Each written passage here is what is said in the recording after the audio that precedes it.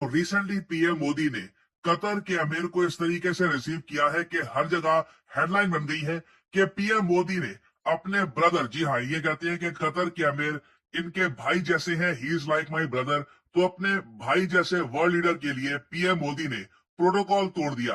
और ये जो दृश्य है ये उसके बाद सामने आए। यहाँ पर आप देख पाओगे, ये पीएम मोदी की ट्वीट है। ये कह रहे हैं, मैं खुद एयरपोर्ट में गया ताकि मैं अपने भाई amir of Qatar his highness Sheikh Tamim bin Hamad Al Thani को भारत में वेलकम कर सकूं। और यहाँ पे आप देख पाओगे इमेजेस, ये भव्य वेलकम हुआ है कतर के अमीर का इन इंडिया।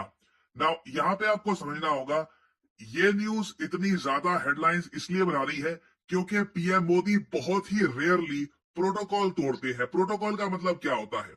देखिए, जब भी कोई वर्ल्ड लीडर भारत में आता है तब उनको रिसीव करने के लिए यूजुअली या तो विदेश मंत्रालय का कोई ऑफिशियल या कुछ केसेस में एयरफोर्स का कोई ऑफिशियल जाता है। मैक्सिमम अगर मान लीजिए बहुत ही ज्यादा आपको अगर आदर करना है तो विदेश मंत्री को भेज दिया जाता है रिसीव करने के लिए उस वर्ल्ड लीडर को। जब प्रधानमंत्री खुद वहां पर उस वर्ल्ड लीडर को रिसीव करने के लिए जाए तो प्रोटोकॉल तोड़ा जा रहा है। और प्रोटोकॉल की हिंदी आप कह लीजिए नियम समूह या फिर शिष्टाचार आप कह सकते हैं।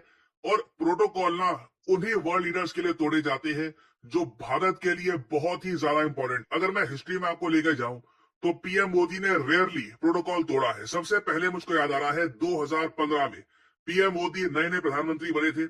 उस वक्त बराक ओबामा थे प्रेसिडेंट यूएसए के। बराक ओबामा को इनवाइट किया गया था भारत की रिपब्लिक डे परेड में। ओबामा ने एक्सेप्ट भी कर लिया। उस वक्त शायद पीएम मोदी को इतना पता था नहीं शायद कि डेमोक्रेट पार्टी के साथ आगे जाकर क्या क्या होगा। मगर उस वक्त ये दृश्य सामने आया कि बराक ओबामा प्लेन से उतरे और पीएम मोदी खुद गए वहां पर उनको रिसीव करने के लिए। ये मैंने पहली बार देखा था जब एक वर्ल्ड लीडर के लिए पीएम मोदी ने खुद प्रोटोकॉल तोड़ा और सीधा उनको एयरपोर्ट में रिसीव किया।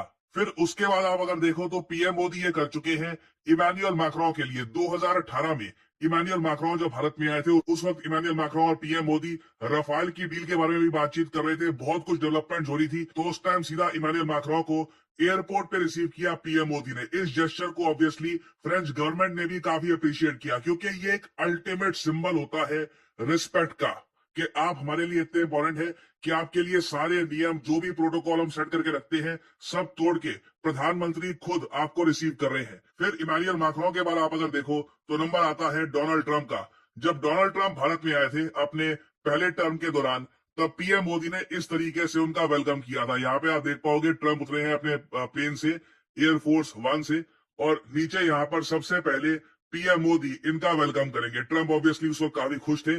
और ये सैड बात है कि कुछ ही महीनों बाद दुनिया भर में कोविड फैल गया। बट यहाँ पे आप देख पाएंगे ये होता है जब प्रोटोकॉल तोड़ा जाता है, स्पेशली एक बड़े लीडर के लिए।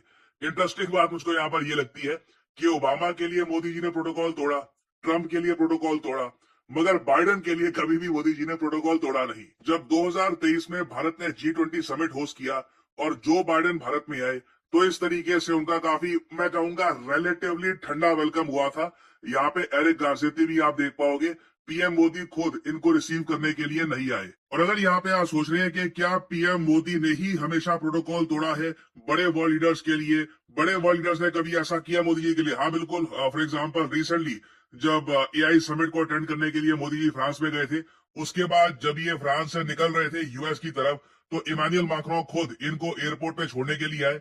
ये दृश्य सामने आया और उसके बाद यहाँ पे आप देख पाओगे पीएम मोदी को ये गले लगा रहे हैं और पूरा इन्होंने वेट किया जब तक पीएम मोदी यहाँ पर अपने प्लेन में नहीं बैठे। यहाँ पे आप देख पाओगे ये यहाँ पर इस तरीके से सी ऑफ किया इंडिया के पीएम को। तो अगेन डिपेंड करता है कंट्री टू कंट्री रिलेशंस को। अब यहाँ पे आप क्वेश्चन पूछोगे, ठीक है, यहाँ पे तो ये समझ में आ रहा है कि इंडिया फ्रांस बहुत क्लोज रिलेशंस है, बहुत सारी चीजों में कोऑपरेट कर रहे हैं। इंडिया यूएस के बारे में तो हम सुन चुके हैं कि काफी बार लोग कहते हैं कि 21st सेंचुरी की सबसे डिफाइनिंग पार्टनरशिप होगी। मगर कतर के अमीर को इंडिया के पीएम इतनी इंपॉर्टेंस क्यों दे रहे हैं? रीजन मैं आपको समझाता हूँ। ना यहाँ पे आप लोग देख पाओगे एशिया के मैप में, ये आपको दिख जाएगा यहाँ पर कतर। मैं अगर थोड़ा जूम इन करूं यहाँ पर तो इधर आप देख सकते हैं छोटा देश है, कैपिटल है यहाँ पर दोहा।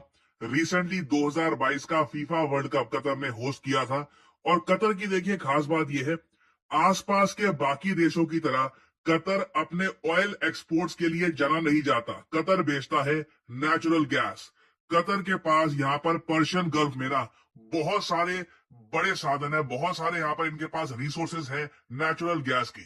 और भारत भी आपको पता होगा बड़े स्केल पर लिक्विफाइड नेचुरल गैस इंपोर्ट करता है। नाउ भारत 48% अपनी एलएनजी इंपोर्ट करता है सिर्फ कतर से। जी हाँ, 48%, ऑलमोस्ट 50% ही आप कह लीजिए, ये आती है कतर से।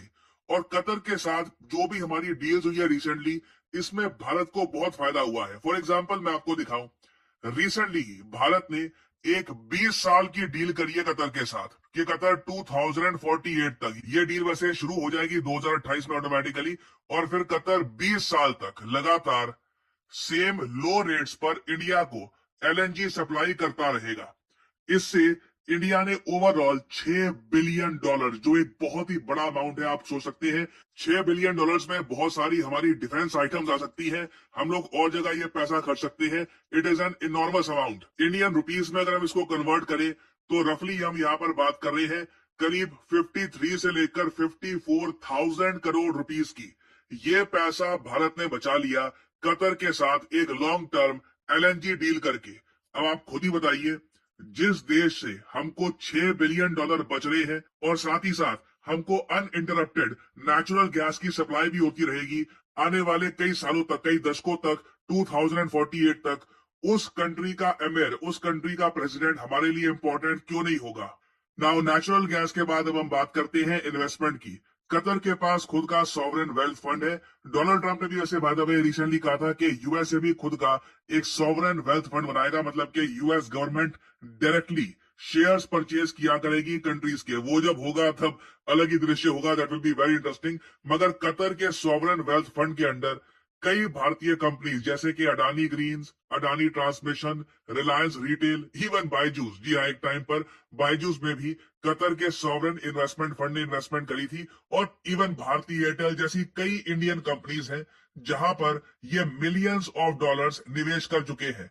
और अभी भी कतर का सॉवरेन वेल्थ फंड खोज रहा है भारत में किस सेक्टर में ये लॉन्ग टर्म इन्वेस्टमेंट कर सकते हैं। तो अभी मैं आपको बता दूं, कतर से ना बिलियंस ऑफ डॉलर्स का निवेश भारत में आने वाला है आने वाले कई सालों तक।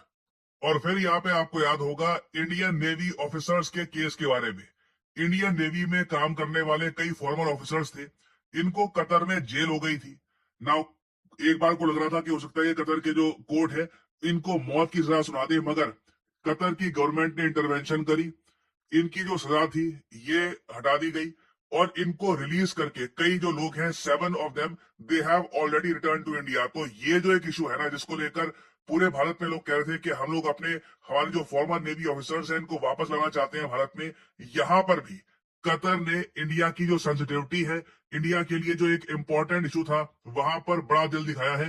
तो अगेन ये सब रीजंस काफी है। अब यहाँ पे आप समझ गए होंगे कि क्यों जिस लेवल की रिस्पेक्ट पीएम मोदी देते हैं यूएस प्रेसिडेंट्स को, फ्रेंच प्रेसिडेंट को, वैसी रिस्पेक्ट यहाँ पर दी गई है कतर के लिए, क्योंकि कतर ने पिछले कुछ सालों में भारत के लिए बहुत कुछ किया है। और फाइनली यहाँ पे आप लोगों से मैं क्वेश्चन पूछूंगा, वो कौन सा देश है जिसने भारत के साथ अपना ट्रेड $500 बिलियन ले जाने का फैसला कर दिया है 2030 तक। रिसेंटली काफी इस पे चर्चा हुई है। भारत के भी जो फॉरेन सेक्रेटरी है मिस्री साहब, इन्होंने कहा है the aim is to reach bilateral trade of $500 billion by 2030। तो ये है यहाँ पे आपकी options, United States, China, Japan या फिर कतर। कमेंट सेक्शन में करिए उत्तर। जो लोग देंगे सही आंसर उनकी कमेंट को मैं दे दूंगा हार्ट, ताकि बाकी लोग समझ पाए कि